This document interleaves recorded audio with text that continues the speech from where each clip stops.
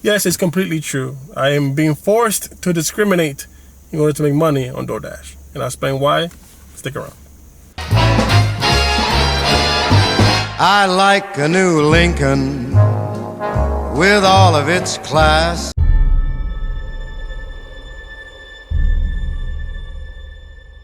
Let me make it clear, I'm not racist. And I'm not talking about racism here. And as some of you guys have told me, cherry pick your calls and areas. So that's what I'm talking about here. So I'm gonna break it down into low to medium income and the rich areas, right? Because I'm in the South Bronx, okay? I'm gonna rewind back a little bit so you guys can understand where I'm coming from, okay? So before, when I started, I got advice to take every call on DoorDash. And at the end of the day, you're gonna see the profits, you're gonna see the results because it adds up at the end of the day. And you gotta put in the hours. And then I did almost 8 hours in DoorDash and I got like $72. So I wised up, and after I posted those videos on my YouTube channel, if you haven't seen it, I'll link it in the corner somewhere. You guys have given me some awesome feedback, and I decided to go into the Facebook forums for DoorDash and Uber Eats and stuff like that. And my eyes were opened up with knowledge, right? Because knowledge is power. When I applied advice from you guys and the forums, I got way better results. And I give you guys the price and how much I made at the end of the video. But first, let's classify the low income areas, the middle, and the rich. And based on my experience working in these areas. So let's start with the low income areas. Usually it's like high-rise buildings, high-rise condos, high-rise condo. Another one is what? Condo. Another one, the other type of apartment type. Condos, another one. What the hell is the other type? Oh, co-op. There you go. Oh my God. Generally high-rise buildings, right? I found out, based on my experience, that these areas have a large amount of demand. However, they give you the less payout. And they also demand the most from you, the driver, which is astronomical in my opinion, since they're paying way less and they ask way more from you, right?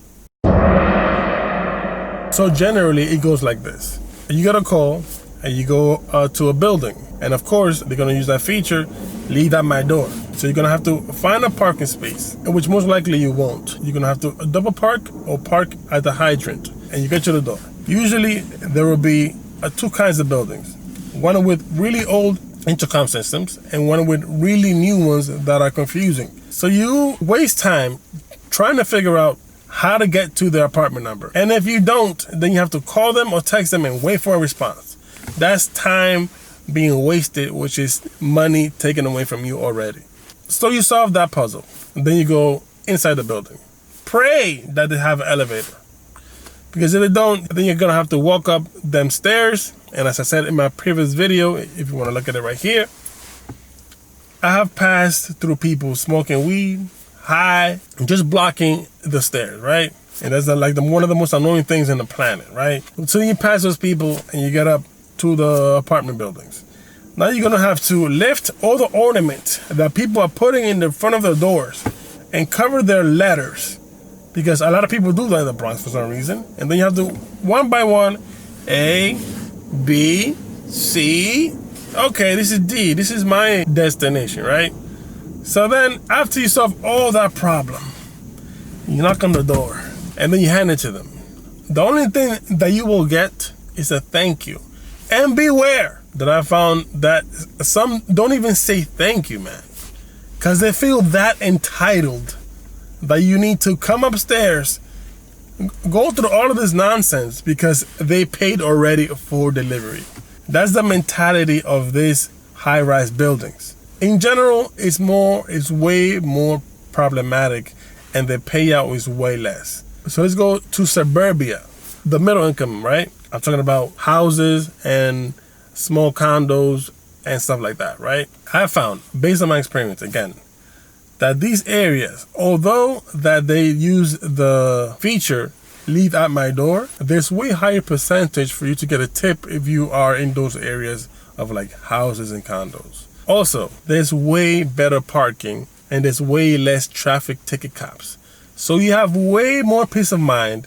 The payout is bigger, and they're most likely to give you a tip. So that's based on my experience. Okay, so let's go to the rich areas. I haven't really dealt with too much, but based on your feedback, the rich area is where the money's at, because they give you way higher amounts of tips for you to bring them their food. They're more grateful, and they want to help you out more. I mean, they have the means to do it. So therefore, they give you way better tips. But the actual orders also pay out way more than the low-income areas for some reason. However, based on what I said, this is not written in stone. This is experiences. Because I've gotten great calls in low-income areas. Let me give you like one example. I got a call one time in the Taco Bell that's in White Plains and Bruckner, right? I get there and I get my order. And this call was literally going like 4 or 5 blocks. The lady was waiting for me downstairs, and she gave me a huge tip. And the payout, $10. And she gave me a $4 tip. So for 4 or 5 blocks, I got $14. It took me like literally 5 minutes. The day that I implemented these rules of cherry pick your calls and not accepting all the calls and cherry picking my areas, for 5 hours, I got about $110. So comparing that to my first day and my second days, where I did almost 8 hours and I made like $72 taking all calls. And when I cherry picked my calls, in 5 hours, I already had 100 plus. You decide if you're also being forced to discriminate in order to make money on DoorDash. So if you found this video informational, please give me a like on this video. And if you are being forced to discriminate, then give me a like on this video. Stay safe out there. Stay prayed up. God bless. Peace.